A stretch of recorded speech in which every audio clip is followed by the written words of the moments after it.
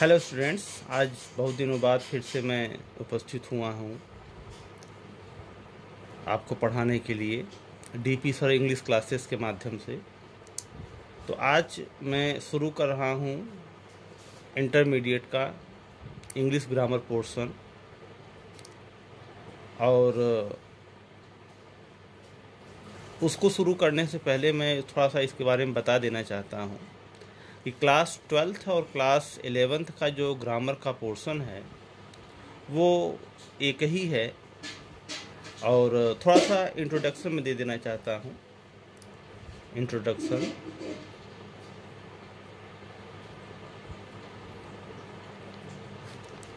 English grammar, English grammar class 11th and class 12th। तो आप जान लीजिए कि इंटरमीडिएट में ग्रामर के 4 ही टॉपिक सबसे इम्पोर्टेंट हैं।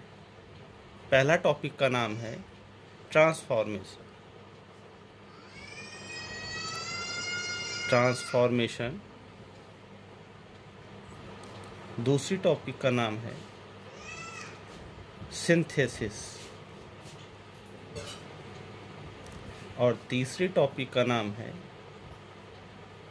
नरेशन। और चौथी टॉपिक का नाम है सिंटैक्स। तो ये आपको चारों टॉपिक 11th में पढ़ने हैं और 12th में भी पढ़ने हैं।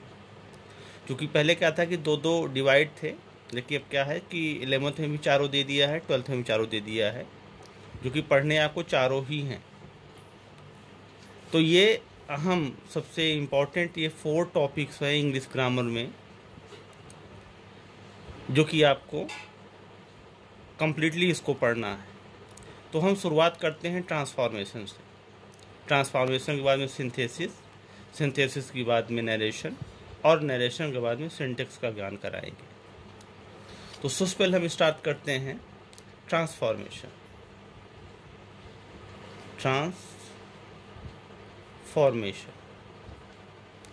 अब ट्रांसफॉर्मेशन एक छोटी टॉपिक नहीं है, एक बड़ा टॉपिक है।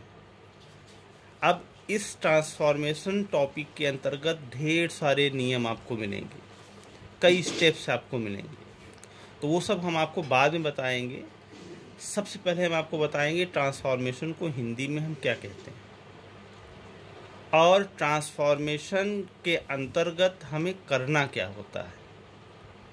तो ट्रांसफॉर्मेशन का जो शुद्ध हिंदी अर्थ होता है वो होता है रूपांतरण। रूपांतरण अर्थात परिवर्तन। ट्रांसफॉर्मेशन को हम हिंदी में कहते हैं रूपांतरण, और इसका अर्थ होता है परिवर्तन।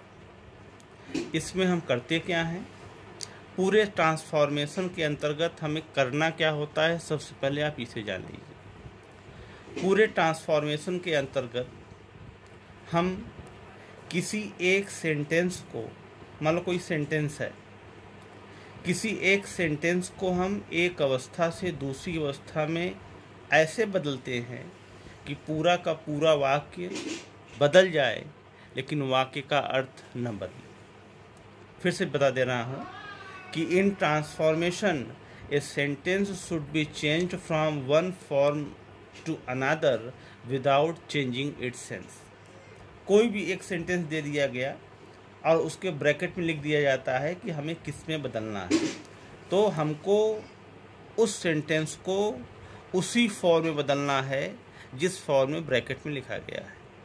तो फिर से एक बार मोटे तौर पे बता दे रहा हूँ कि ट्रांसफॉर्मेशन के अंतर्गत हमें कोई एक नया वाक्य मिलता है, उस वाक्य को हम एक अवस्था से दूसरी अवस्था में परिवर्तित कर देते हैं, लेकिन वाक्य तो बदल जाए परंतु उस वाक्य का अर्थ न बदले, इस बात का हम विशेष ध्यान रखते हैं। जैसे कि एक एग्जाम्पल मैं दे रहा हूँ, जैसे कि ही सा द ताज। अब ये वाक्य आपका असर्टिव का है, इसको हमें निगेटिव में बदलना है। तो ऐसे एग्जाम में दे देगा कि इस वाक्य को निगेटिव में चेंज करिए, तो हमें इसको निगेटिव में चेंज करना होगा। कैसे? अब इसके कुछ रूल्स होते हैं, जैसे कि he did not fail to see the Taj. अब देखिए डबल नेगेटिव का हमने प्रयोग किया, डिड नॉट के साथ फेल टू लगा दिया।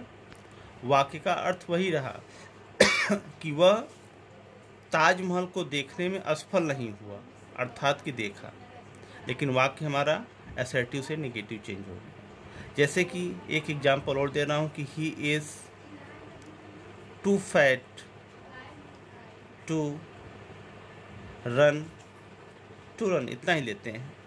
अब इसको हमें चेंज करना है, तो he is so fat that he